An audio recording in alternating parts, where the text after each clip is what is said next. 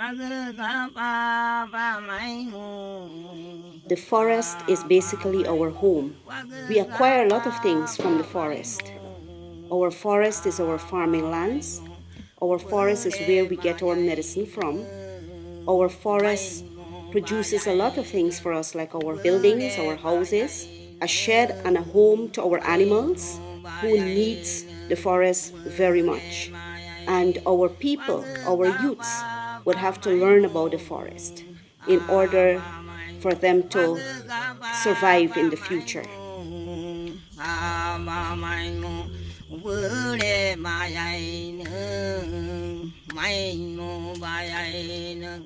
Guyana, we're specifically focusing on environmental monitoring of our lands and territories.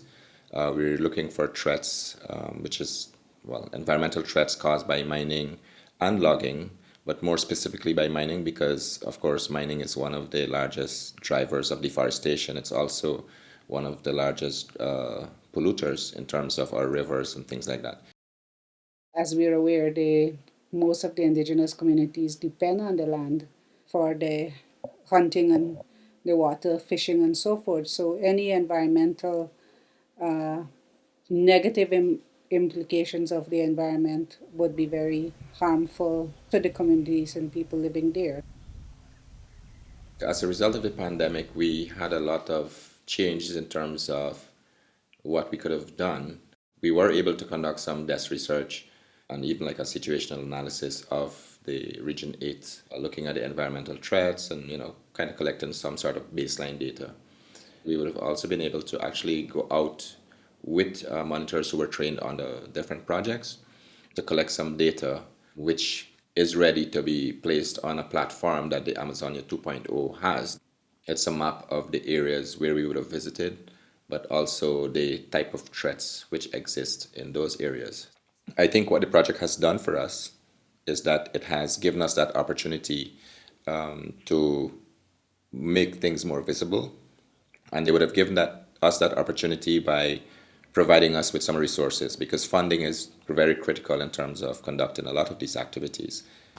Traveling in the interior is pretty expensive, and even though yes we have persons on the ground, we still need to move from one place to the other, which sometimes requires ATVs or 4x4s, motorcycles, these things. So it costs some money, and we're grateful to the European Union for making that funding available as well through the project, so that we can be able to meet some of those needs. Continued funding is necessary if we're really going to ensure that the threats are minimized in our communities, because while we want to ensure community members are there doing it, we also need to provide support to them as well. If support for monitoring cease, then it means we have to stop something that hasn't had a proper time to really take place. Just when we were about to start field activities, the COVID pandemic became a reality. Initially, we had planned on training 14 monitors from 7 communities to conduct the monitoring, because we always believe that persons on the ground in the communities are the ones who understand and they know their lands, they know their territories, and they're the best ones to actually go out there to monitor and to check on any threats that may be happening within their title lands, but also within their customary lands where they would have traditionally practiced their way of life for many generations.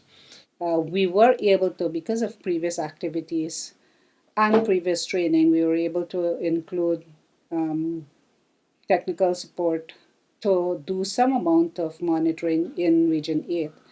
But this is out of people who had already been trained. We identified 7 communities based on the fact that those communities were more involved or more at risk of facing threats, mostly by mining. And it was in Region 8 specifically because the project in itself could not cover, well, other regions. And the North Pacaraimos District Council, which is located in Region 8, they have a larger vision of securing their territory And as part of that, they have to come up with management strategies in terms of how are we going to manage the lands that we have. And one of that is actually doing monitoring of the lands. But the why Region 8 specifically is that we have in Region 9 the SRDC, the South Rupani District Council. They have been doing some monitoring as well. In Region 7, we have the Upper Mazruni District Council. They are doing some monitoring as well. Region 8 has a smaller type of activity that they're conducting. And we saw that, this could have boosted what they were already doing. And that's the reason why we selected the 7 communities. Of course, those communities because they have mining happening in and around their communities as well.